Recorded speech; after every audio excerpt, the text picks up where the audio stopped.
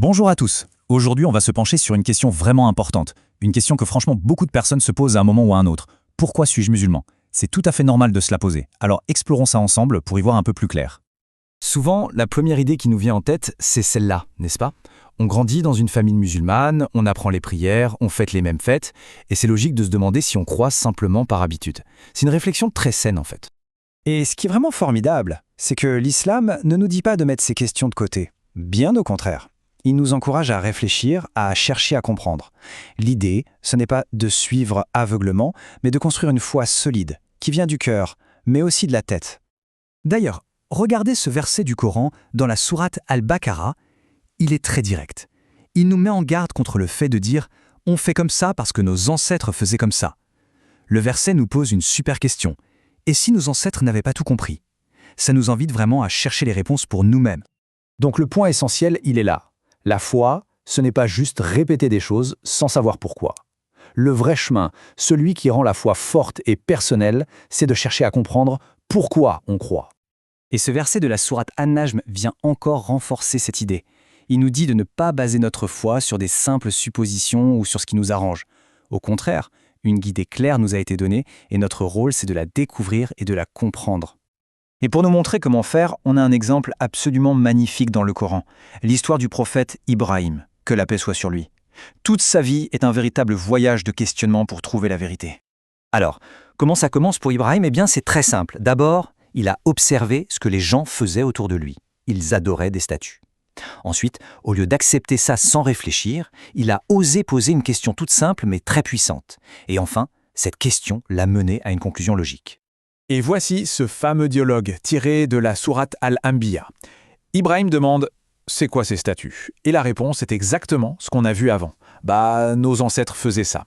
Avec beaucoup de courage, Ibrahim leur explique que suivre cette tradition sans réfléchir, c'est un égarement évident. Ce que cette histoire nous montre, et c'est vraiment la clé, c'est que se poser des questions, ce n'est pas un manque de foi. C'est tout le contraire. C'est un acte de foi sincère. C'est une manière de se rapprocher de la vérité et de Dieu. L'exemple d'Ibrahim nous amène tout naturellement à une autre idée très importante. La foi, c'est quelque chose de personnel. C'est une responsabilité individuelle. Ce verset de la sourate Fatir, il est court, mais il est incroyablement puissant. Il veut dire que le jour du jugement, chacun sera responsable de ses propres choix, de ses propres croyances. La foi de nos parents ne suffira pas. C'est la conviction personnelle qui compte. La foi, ce n'est donc pas un objet qu'on hérite, c'est plutôt un voyage, une quête personnelle. Chacun de nous doit faire le choix de croire et de suivre son propre chemin pour connaître Dieu. C'est une aventure qui appartient à chacun. On entend souvent qu'on a été créé pour adorer Dieu. Mais qu'est-ce que ça veut dire exactement adorer? Est-ce que c'est juste prier, jeûner? En réalité, c'est bien plus que ça. Le mot en arabe pour adoration, c'est ibada, et son sens est très large. Bien sûr, ça inclut la prière et le jeûne, mais ça inclut aussi toute bonne action qu'on fait avec l'intention de plaire à Dieu, être gentil, être juste, aider quelqu'un, et même chercher à apprendre. Ce magnifique hadith du prophète Mohammed, paix et bénédiction sur lui, le confirme parfaitement. Chaque acte de gentillesse, même le plus petit, est considéré comme une charité, un acte d'adoration, si l'intention est bonne. Un sourire, un mot gentil, tout ça, ça compte. Et c'est ici que la boucle est bouclée, vous voyez?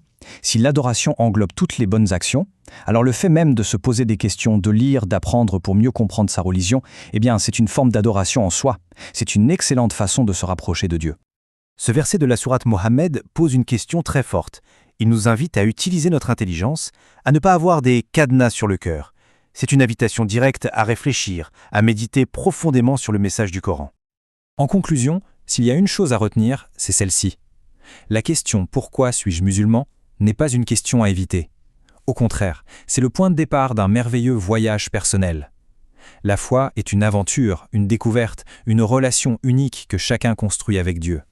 Et donc, on ne va pas finir avec une réponse toute faite, mais plutôt avec une nouvelle question pour chacun de nous.